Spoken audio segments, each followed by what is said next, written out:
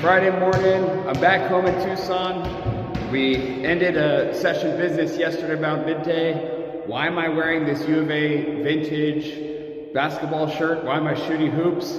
More on that in a little bit. First, let's get to this week's recap. I'm Kevin Volk, Arizona State Representative for Legislative District 17. This is this week's very short recap for a very short week. No committees this week, so we didn't have that time commitment, but we did have some action on floor, light discussion, light calendars for bills to vote on. Supposedly we're matching the pace of the state Senate, which is apparently quite slow. Out of those limited number of bills, what was striking to me is the lack of focus on affordability and cost of living, which is disappointing because that's the number one issue I'm hearing about at the doors, especially as it's been exacerbated by the war in Iran. One highlight was a bill that I was very proud to support that provides an alternative pathway for people to become law enforcement officers who are coming out of military service where they served in a military police capacity. I was proud to support that bill to help with public safety and making sure we've got enough folks to do the true community policing that our areas deserve. Meeting with citizens has always met with citizens from Legislative District 17 who came up to the Capitol. In this case, it was folks who are from an academic fellowship to train people in careers relating to neurodevelopmental disabilities. These folks are from the Marana area. It's very cool to hear from them. Media mentions. First, I was pleasantly surprised to hear that I've been nominated for one of the best debaters in the annual Arizona Capitol Times Awards. I never forget that the Capitol is just a bubble. It's not the real world, but still appreciate the recognition. Second, I was quoted a few times in an article today from the Arizona Agenda about the hyper-partisan management of the Arizona State Legislature currently.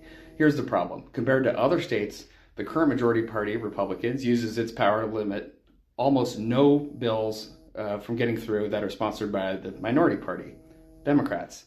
The numbers are simple. Democrats make up about 40 of the 90 state legislators, 44%. Out of the bills that were allowed to go through both chambers last year, only 2% were sponsored by Democrats, 97.6% by Republicans.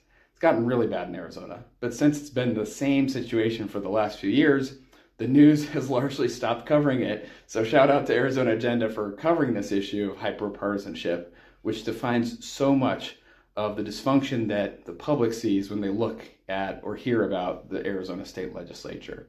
Finally, special guests. We ended the week on a very fun note. We hosted the men's U of A basketball team, the first to go to the Final Four since 2001. Years ago, I helped organize a nonprofit event that brought back some of the members of the 1997 national championship team. It reminded me of those times to see just these incredible athletes who have made Tucson proud. I grew up obsessed with our town's biggest sport, U of A basketball, and spent hours practicing my shot in the summer heat. Surprise, surprise, my dreams of becoming a Phoenix Suns player didn't materialize. I'm on the floor, but at a desk instead of hooping.